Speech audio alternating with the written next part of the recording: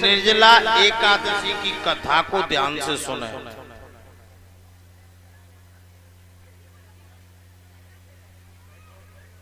व्यास मुनि के पास जाकर के भीमसेन ने पुकार की कि मेरी पूज्य माता कुंती व पूज्य भ्राता युधिष्ठिर तथा अर्जुन, नकुल, सहदेव और द्रौपदी सहित एकादशी का व्रत करते हैं और मुझको भी शिक्षा देते हैं कि आप भी एकादशी का व्रत रहा करो। और ये बात सत्य है, मनुष्य के जीवन में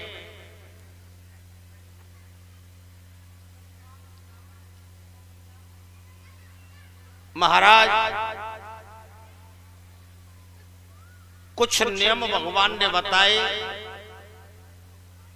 जैसे सत्य बोलना, एकादशी का व्रत, तितिक्षा, परहित सेवा, मनुष्य के कुछ धर्म बताए हैं। अतिथि का सम्मान, भूखे को भोजन, इसी तरह से एकादशी के व्रत के बारे में भी बताया है।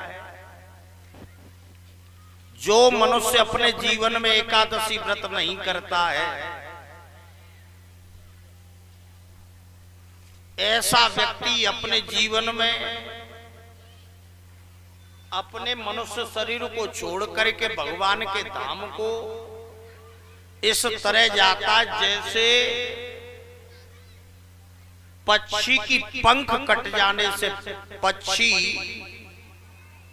पंखहीन हो जाता है। ठीक उसी तरीके से अगर मनुष्य अपने जीवन में एकादशी व्रत नहीं करता है तो इसी तरह से मनुष्य के जीवन का कोई तात्पर्य नहीं। तो महाराज भीमसेन ने कहा, महाराज मुझसे सब लोग कहते हैं कि तू अन्न मत खा, एकादशी को अन्न खाएगा तो नरक में जाएगा। आप विचार करके बताओ मैं क्या करूं। 15 दिन में एक बार एकादशी आती है और इस एकादशी को हमारे घर में रोज झगड़ा हो जाता है। मेरे उदर में अग्नि का वास है, अन्न की आहुति में अगर अग्नि को नहीं दूं तो अग्नि मेरी चर्बी को चाट जाएगी। शरीर की रक्षा करना मनुष्य का परम धर्म है। अतः आप ऐसा उपाय बताएं जिसमें सांप भी मर जाए और लाठी भी टूट जाए। ऐसा व्रत जो वर्ष में एक दिन ही करना पड़े, और वो व्रत ऐसा होना चाहिए 24 एकादशियों का फल देता है। और जो व्यक्ति निर्जला एकादशी का व्रत करता है निश्चय ही वह स्वर्ग में जाता है। व्रत में पितरों के निर्मित पंखा व्रत करने के बाद में आप पंखा, महाराज छाता, कपड़े, जूते, सोना, चांदी, मिट्टी का घड़ा, फल,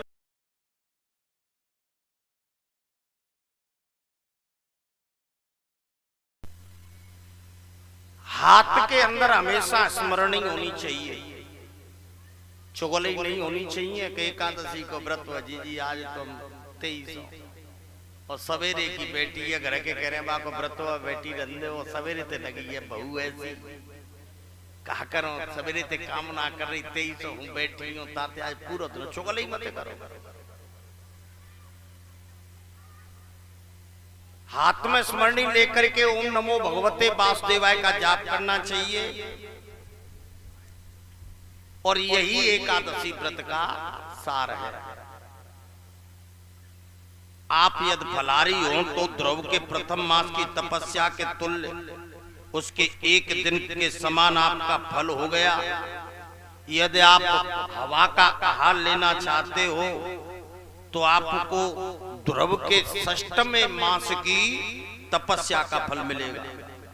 श्रद्धा को पूर्ण रखना, नास्तिक का संग न करना, दृष्टि में प्रेम का रस भरना, सबको वासुदेव का रूप समझ करके नमस्कार करना, किसी की हिंसा न करना, अपराध किसी भी तरह का स्तर नहीं करना चाहिए, दोष क्षमा, क्रोध का त्यागना, सत्य बोलना, भाषण देना और हृदय में भगवान की मूर्ति का ध्यान करते करते और मुख से द्वादशाक्षर मंत्र का जाप करना चाहिए।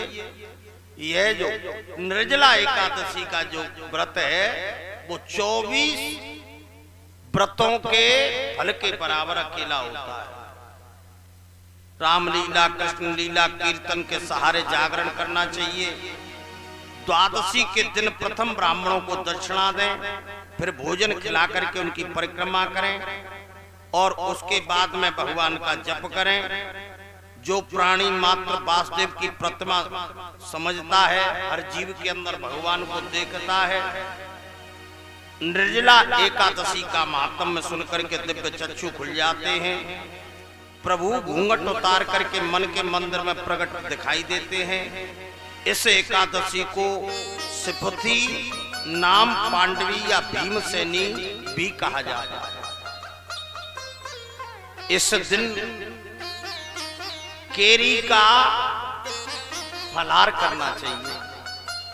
खीरा है, कचैया है, ऐसी चीजें को फलाहार करना चाहिए।